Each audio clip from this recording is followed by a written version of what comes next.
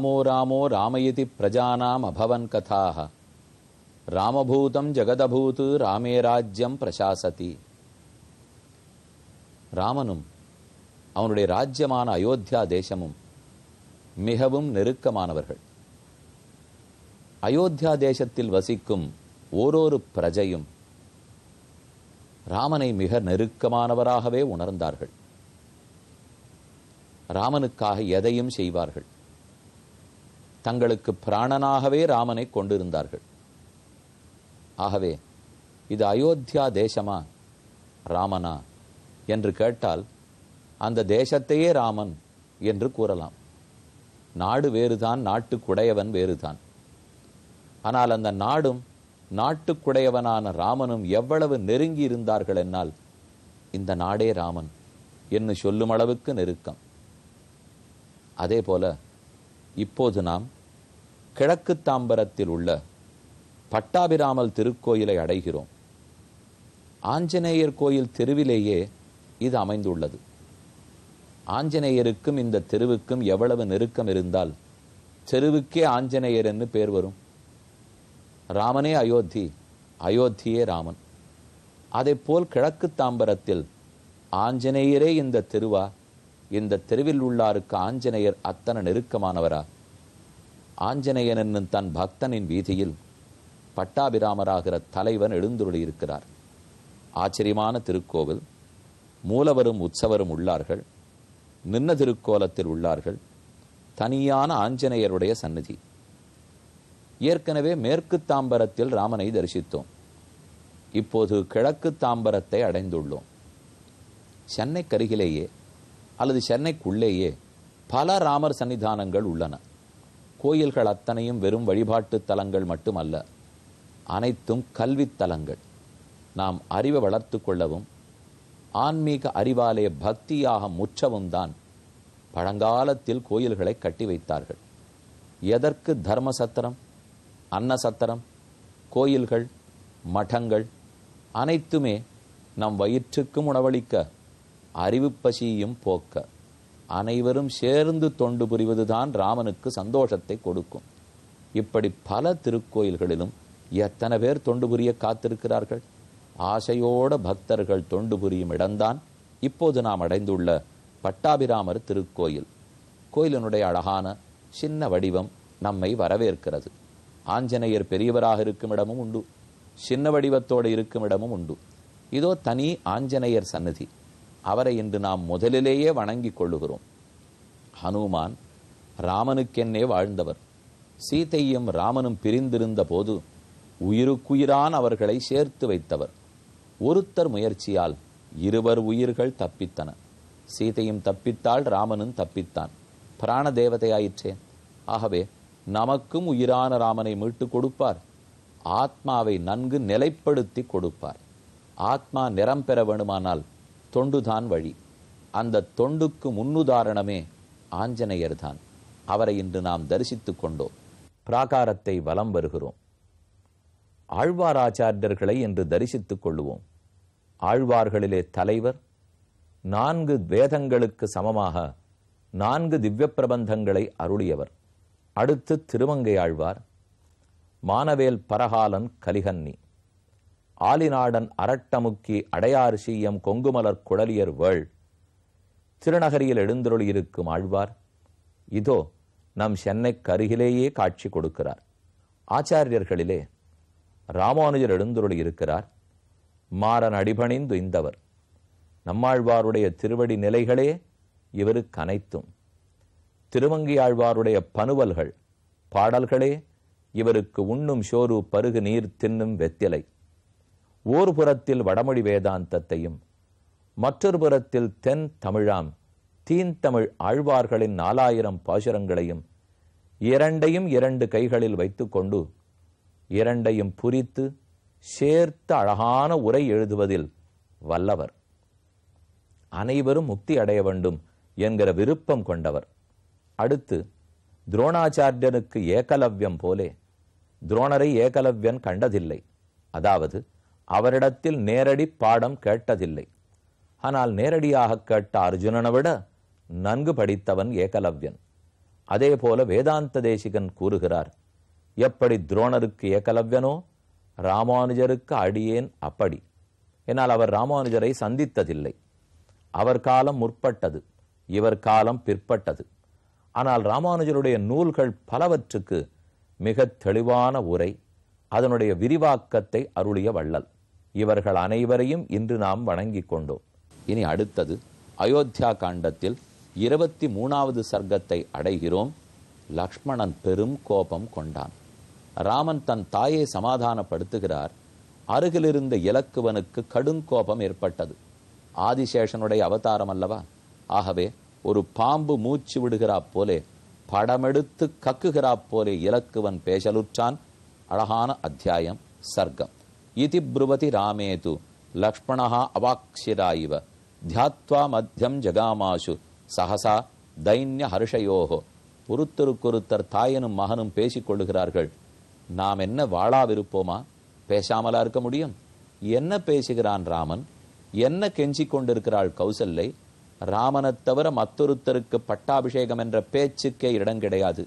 அதற்கு இந்த மூவுலகமே எதிர்த்தாலும், அயோத்தியின் சேனையே எதிர்த்தாலும், பரதனும் தசரதனும் சேர்ந்து வந்து எதிர்த்தாலும் லக்ஷ்மணனுடைய தோள்கள் வெறுமனே பார்த்து கொண்டிருக்காது.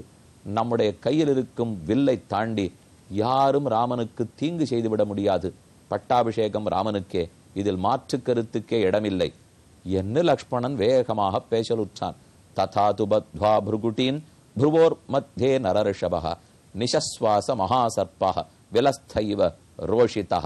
தன்னுடைய புருவங்கள் நெறித்து 2 புருவங்களுக்கு நடுவிலே கொண்டு வந்து நிறுத்தி கோபக் கனல் பொங்க பேசுகிறான். தஸ்ய துஷ்பிரதிவீக்ஷ்யம் தத் புருகுட்டி சகிதம் ததா பபௌ க்ருத்தஸ்ய சிம்ஹஸ்ய முகஸ்ய சதிருஷம் முகம். ஒரு சிங்கத்துக்கு கோபம் ஏற்படுமானால் பெடரி மயிரை சிலிர்த்து கொண்டு கர்ஜித்து கொண்டு எப்படி உரிமிக்கொண்டு பேசுமோ அதை போல லக்ஷ்மணன் பேசலுற்றான். ராமனுக்கே வியப்பு. இப்படியுமா நம் தம்பி கோபித்துக் கொள்ளுவான்? ராமன் கோபம் அறியான். அவன் கோபப்பட்டால் நாடு தாங்காது. அடிக்கடி இலக்குவனுக்கு கோபம் வரும். ராமன் தான் அதை சமாதானப்படுத்துவார். இப்போதுதான் முதல் முறை கோபம். இதுவரை இலக்குவன் பிறந்து கோபித்து கொண்டதில்லை. இப்பதானே பார்க்கிறோம். நாமும் பாலகாண்டத்திலேருந்து பார்த்து வருகிறோம். எங்கும் லக்ஷ்மணனுக்கு கோபம் வரவில்லை. ஏற்கனவே விஸ்வாமித்திரர் அழைத்து போய் யாக சம்ரக்ஷணத்துக்கு மாரீச்சன் சுபாகுவை ஒழித்தார்கள். அப்ப கூட சண்டையிட்டார்கள். கோபத்துக்கு தேவையே இருக்கவில்லை. வீரர்கள், வீரனுடைய பிள்ளைகள் சண்டையிட்டார்கள், காத்தார்கள். ஆனா இப்போதுதான் ராமனுக்கு ஒரு ஆபத்துன்னு கேள்விப்பட்ட போது இலக்குவன் பொங்கினான். அக்ராக்ஷ்ணா வீக்ஷமானஸ்து திர்யங் பிராதரம் அப்ரவீத் அஸ்தானே சம்பிரமோயஸ்ய ஜாதோ வைசு மகானயம் தர்மதோஷ பிரசங்கேன லோகஸ்ய அனதிசங்கயா கதம் ஹேததசம்பிராந்தः வத்பிதோ வக்துமர்ஹதி. ராமா, தேவரீர் பேசுவது அடியனுக்கு சரியாகப்படவில்லை. தந்தை சொல் மிக்க மந்திரமில்லை. தந்தை சொன்னதை காப்பாற்ற வேண்டும் என்று கூறினீர். அதைவிட தர்மத்தை காப்பாற்ற வேண்டாமா? ஒரு தந்தை கொள்ளையடிக்க வேண்டும், கொலை செய்ய வேண்டும் என்று கூறினால் தந்தை சொல் மிக்க மந்திரமில்லை, ஆகவே கொள்ளையடிக்க போகிறேன் என்றா பேசுவீர்? இது சரியான பேச்சாக எனக்கு படவில்லையே. தந்தை தர்மத்துக்கு புறம்பாக இல்லாமல் பேசினால் சொல்லை கேட்கலாம். தந்தை தர்மத்தை மீற பார்த்தால் சொல்வதை கேட்க முடியாது. யாரோ பொருளாசை பிடித்து இருவர் பேசும்போதே இருவர் என்கிறான். அதாவது பரதனும் கைகேயும் பொருளாசை பிடித்து இந்த நாடு வேணும் என்று சதித்திட்டம் தீட்டினால் ராமானி அதற்கு துணை போவாயா? நாட்டு நலனுக்கு முக்கியமே தவிர ஆரோ தனி மனிதனின் நலனுக்கு முக்கியம் இல்லை. அது தயரதனாகவே இருந்தாலும் நமக்கு நாடுதான் முக்கியம். கைகேயாக இருந்தாலும் நாட்டு மக்களை காப்பதுதான் முக்கியம். ஆகவே நீர் சொல்லுவது ஏற்றுக்கொள்ளத்தக்கதே அல்ல. பாபயோஸ்தே கதன்னாம தயோஹோ சங்கான வித்யதே சந்தி தர்மோபதாசக்தா தர்மாத் கிம் ந புத்தியசே. இப்படி வரம் கேட்க வேண்டும் இருந்தால் என்றோ கொடுத்த அன்னைக்கு இவள் பெற வேண்டியதுதானே. வரம் கேட்டதற்காக செல்ல வேண்டும் என்று கூறுகிறாயே. வரமே தப்பான பயனுக்கு கேட்கப்பட்டால் அப்ப அந்த வரத்தை கொடுக்கதும் குற்றம். கொடுத்தால் அதன்படி நீ நடக்க வேண்டிய தேவையும் கிடையாது. தர்மத்தின் வழி நம்ம பல கான்ட்ராக்டுகள்லாம் கையெழுத்து போடுறோமே, சில கான்ட்ராக்ட்லாம் செல்லுபடியே ஆகாது. நான் உன்னை ஓங்கி அடிப்பேன், நீ பேசாமல் பார்த்து கொண்டிருக்க வேண்டும் என்று ஒருத்தருக்கொத்தர் ஒப்பந்தம் கையெழுத்து போட்டால் அது செல்லுபடி ஆகாது. ஒருத்தர் அடிச்சுட்டாருன்னா ஒப்பந்தப்படி அடித்தேன் சொல்ல முடியாது. தாராளமா அடிபட்டர் போலீஸுக்கு போலாம். யார் ஒப்பந்தம் போட்டாரோ அவரையும் பிடிச்சுன்னு போயிடுவார்கள். ஆக தர்மத்துக்கு ஒத்து வந்தால்தான் வரம், அப்படி வந்தால்தான் தந்தை. அதை மீறினால் அதை கணிசிக்க வேண்டிய தேவையே இல்லை. தயோஹோ சுச்சரிதம் ஸ்வார்த்தம் சாட்யாத் பரிஜிஹீர்ஷதோஹோ யதினைவம் வியவசிதம் சாத்தி பிராகேவ ராகவ. அப்படி வேணுமானால் இவள் நேர்மையானவளாக இருந்தால் என்றோ வரத்தை வேண்டி இருக்க வேண்டும், அல்லது இன்று வேண்ட வேண்டுமானால் நல்ல விஷயத்துக்கு வரத்தை பயன்படுத்தி இருக்க வேண்டும். இது எதையுமே அவள் கேட்காமல் தானாரோ ஒரு சகுனி, அதாவது ஒரு மந்தரா கூறினாள்ங்கிறதுக்காக தவறிழைக்கிறாள். துணை போகாதே. தெய்வம் புருஷகாரேண எஸ் சமர்த்தா பிரபாதித்தும் ந தெய்வேன விபன்னார்த்தா புருஷா சோவசீததி. ராமா, தெய்வம் வலிமையானது, அது சொன்னபடிக்குத்தான் உலகம் நடக்கும், நாம் எதிர்நீச்சல் போட முடியாதுன்னு சொன்னாய். இப்படி பேசுபவன் சிறந்த வீரனா? நீ வீரம் உடையவன்தான், ஆனா வேணுமென்னு தந்தை பாசத்தாலே வீரத்தை மறந்து பேசுகிறாய். இப்போது போட்டி பார்ப்போம். லக்ஷ்மணனுடைய வீரம் வெல்கிறதா, தெய்வத்தின் விதி வெல்கிறதா? பார்த்து விடுவோம். இலக்குவனின் வீரம்தான் வெல்லும். ஏனெனில் தெய்வத்தின் ஆசை தர்மத்தை நிலைநாட்ட. இப்போது நீ அதை மீற பார்க்கிறாய். என் ஆசை தர்மத்தை நிலைநாட்ட.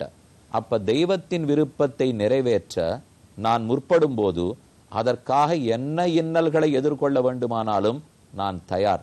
இதனால் தெய்வம் சந்தோஷப்பட போகிறதே தவிர ஒரு நாளும் என்னிடத்தில் தெய்வம் குற்றம் காணாது. திரக்ஷந்தி த்வத்ய தெய்வஸ்ய பௌருஷம் புருஷஸ்ய தெய்வ மானுஷயோரத்ய வியக்தியா வியக்திர் பவிஷ்யதி. தெய்வத்தின் பயனா, தெய்வத்தின் எண்ணமா, மனிதனின் முயற்சியா, எது ஜெயிக்க போகிறது என்பதை உலகம் என்று காணட்டும். யாராக இருந்தாலும் நான் பயப்பட போவதில்லை. அத்தியமே பௌருஷா தன் தெய்வம் திரக்ஷந்தி வை ஜனாக. ஒரு மனிதனின் முயற்சியால் எப்படி தெய்வத்தின் வலிமை கூட குன்றி போகும்.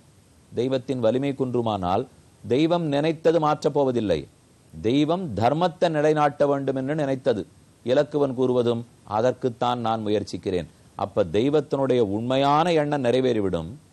ஆனால் நாம் தெய்வம் நினைக்கிறது அதற்காக காட்டுக்கு போக வேண்டும் என்று நினைக்கிறோமே, அது நிறைவேறாது. தெய்வத்தின் உண்மையான ஆசைதான் நிறைவேறும். மத்பலேன விருத்தாய நஸ்யாத் தெய்வபலம் ததா பிரஜா நிக்ஷிப்ய புத்திரேஷு புத்திரவத்து பரிபாலனே. உன்னை காக்க வேண்டும், உன் பின்னால் நான் நடக்க வேண்டும், இதுதான் எனக்கு இருக்கும் ஆசை. ராமா, யோசித்துப்பார். நான் சபதமிட்டு சொல்லுகிறேன். பிரதிஜானேச்ச தேவீர மாபூவம் வீரலோக பாக். மாபூவம், இந்த லோகத்தில் நான் வாழாமலே போக கடவேன். பிரதிஜானேச்ச தேவீர, வீரனான உன் முன்னால் ஆணையிடுகிறேன். யாரோ கொழையின் முன்னால் நான் ஆணையிடவில்லை. ராஜ்யந்த தவற அக்ஷேயம் அகம் வேலேவ சாகரம். என் சொல்படி நீர் கேட்க வேண்டும் ராமா. கடலுக்கு அடங்கியதுதான் கரை, ஆனால் கரைதான் கடலை காக்கிறது. அதே போல உனக்கு அடங்கியவன் தான் யான், ஆனால் யான் தான் நான் தான் உன்னை காக்கப் போகிறேன். எனக்கு அடங்கித்தான் நீ காக்கப்பட வேண்டும். உன்னையும் காப்பேன், உன் அரசையும் காப்பேன், உன்னை மீறாமல் உன்னை காப்பேன். இதற்கு எதிர்த்து யார் வந்தாலும் அழிப்பதுருதி. மங்களைரபிஷிஞ்சஸ்வ தத்ரத்வம் வியாபிருத்தோ நிருப பவ அகமேகோ மகீபாலனம் மகீபாலனம் அகமேகா மகீபாலானலம் வாரயிதும் பலாது.